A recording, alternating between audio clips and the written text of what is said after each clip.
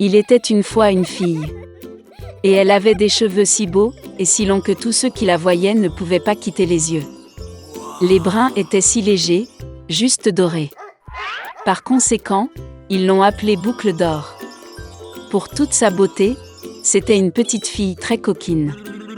Maman lui a toujours permis de marcher dans la cour, mais lui a ordonné de ne pas aller dans les bois derrière leur maison. Boucle d'or était très intéressée de savoir ce qu'il y avait dans cette forêt. Et ainsi, alors que la mère n'a pas vu, elle a en quelque sorte quitté la maison dans la forêt. La fille a longtemps marché dans la forêt. Soit il trouve une baie, puis regarde une belle fleur, puis écoute le chant des oiseaux. Alors elle s'est perdue dans la forêt. Et soudain, elle a vu une maison inhabituelle dans une clairière. Boucle d'or s'approcha de lui doucement. « Je me suis promenée, mais je n'ai vu personne. » Elle a frappé à la porte, mais personne n'a répondu. Puis, elle frappa plus fort et la porte s'ouvrit. Boucle d'or entra prudemment.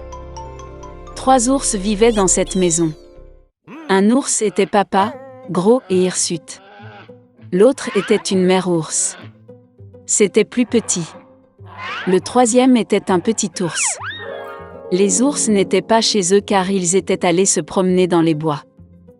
La fille entra dans la pièce et vit 3 bols de porridge sur la table. Le premier bol, le plus gros, était le papa ours. Le 2e bol, le plus petit, était la mère ours, et le 3e, le plus petit, était l'ourson. Près de chaque bol, posait une cuillère, grande, moyenne et petite. Boucle d'or avait tellement faim qu'elle a d'abord voulu manger dans un grand bol. Elle prit la plus grande cuillère, prit le porridge, le goûta, mais le porridge était trop chaud. Puis elle prit une cuillère moyenne, ramassa le porridge, le goûta, mais le porridge était trop froid. Enfin, elle prit une petite cuillère et goûta le porridge du petit bol. Cette bouillie n'était ni chaude ni froide, juste comme il faut. Et Boucle d'or a mangé toute la bouillie du petit bol. Après avoir mangé, la fille a voulu s'asseoir et a vu 3 chaises près du poêle. Une grande, une autre plus petite et la 3e, très petite, avec un petit oreiller rouge. D'abord, elle a essayé de monter dans la plus grande chaise, mais n'a pas pu. Ensuite, la fille a essayé de s'asseoir sur la chaise du milieu, mais c'était très dur et inconfortable. Finalement, elle s'assit sur la plus petite chaise, et c'était parfait pour elle. Boucle d'or a tellement aimé la chaise qu'elle a commencé à se balancer dessus. La chaise a craqué, s'est cassée et elle est tombée au sol. La fille s'est levée et est allée dans une autre pièce. Il y avait 3 lits, grands, moyens et petits. Tout d'abord, Boucle d'or est montée sur le premier lit, mais il était trop haut et trop dur. Je me suis allongée sur celui du milieu, il était trop spacieux et mou. La fille s'allongea sur le 3e plus petit lit. Elle était juste pour elle. Boucle d'or se sentait si confortable et douillette qu'elle s'est rapidement endormie. La fille dormait profondément lorsque la famille des ours est revenue à la maison.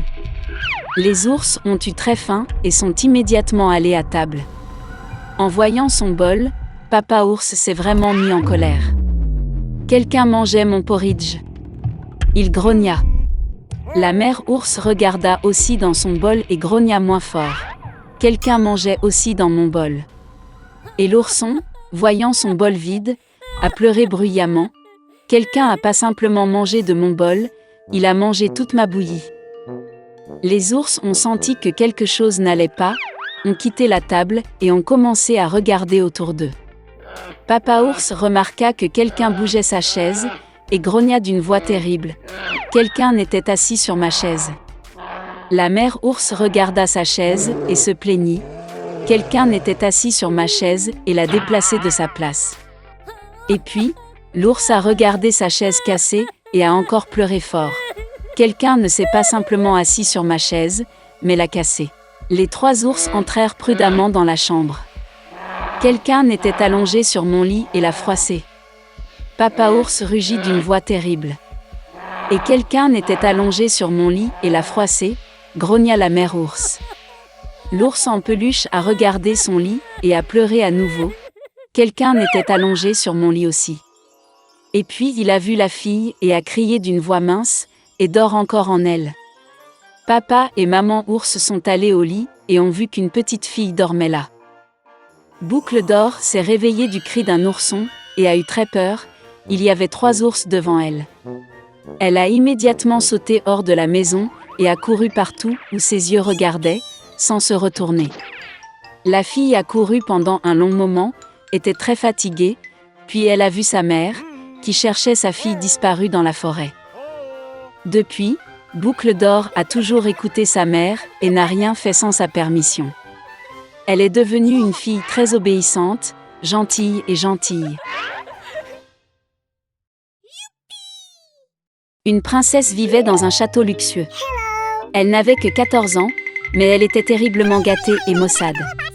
Une fois, elle a proposé quelque chose pour Avril, et il y avait des fleurs de printemps au banquet du Nouvel An.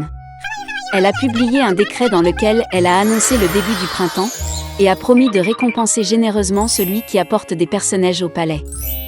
Dans une petite maison à la périphérie de la ville vivait une belle-mère avec sa fille et sa belle-fille. La belle-fille était une fille très douce et gentille, et son nom était Masha. La belle-mère et la fille étaient très paresseuses et en colère, et elles blessaient la pauvre fille de toutes les manières possibles. Ils voulaient vraiment recevoir la récompense promise par la princesse, mais ils ne savaient pas où se procurer les personnages en hiver. La vieille femme a décidé d'envoyer Masha dans la forêt pour leur apporter des fleurs printanières. La belle-fille a commencé à implorer sa belle-mère d'avoir pitié d'elle, car il faisait noir et froid dehors. Et quel genre de personnage peut-il y avoir en hiver ? Mais la vieille gourmande ne voulait rien entendre. Elle a donné un plus grand panier et a conduit Masha à la porte. La fille gelée avait très peur dans une forêt sombre. Soudain, au loin, elle vit une lumière. Elle était ravie et est allée à sa rencontre. Il s'est avéré que c'était un grand feu ardent, et 12 personnes se réchauffaient autour de lui. Reprenant courage, la fille s'est approchée d'eux et leur a dit que la méchante belle-mère l'avait forcée à aller dans la forêt et à ramasser des personnages. Il s'est avéré que c'était 12 mois. Les frères se sont sentis désolés pour Masha et ont décidé de l'aider. Frère April a scandé un sort, et soudain le printemps est arrivé dans la forêt et dans la clairière. La neige a fondu, l'herbe verte est apparue, les personnages ont fleuri. La fille a commencé à ramasser des fleurs et en a bientôt rempli un grand panier. Le jeune April l'aimait beaucoup et il lui a donné une bague magique. En cas de problème, il doit être jeté au sol, jeter un sort, et les 12 mois viendront à la rescousse. Masha les remercia et rentra chez elle. Lorsque la fille a ramené les personnages à la maison, la belle-mère et la fille en ont été très surprises. Masha était très fatiguée du voyage et s'est immédiatement endormie profondément. Sa demi-sœur soupçonnait que quelque chose n'allait pas. Pendant que la fille dormait, elle trouva sa bague magique et l'a prise pour elle-même. Après son réveil, la belle-fille a découvert la perte. Elle a commencé à supplier pour rendre la bague, mais sa belle-mère et sa fille ne voulaient rien entendre. Prenant un panier de personnages, ils se précipitèrent vers le palais royal. Dans le palais, il y avait un arbre du Nouvel An magnifiquement décoré.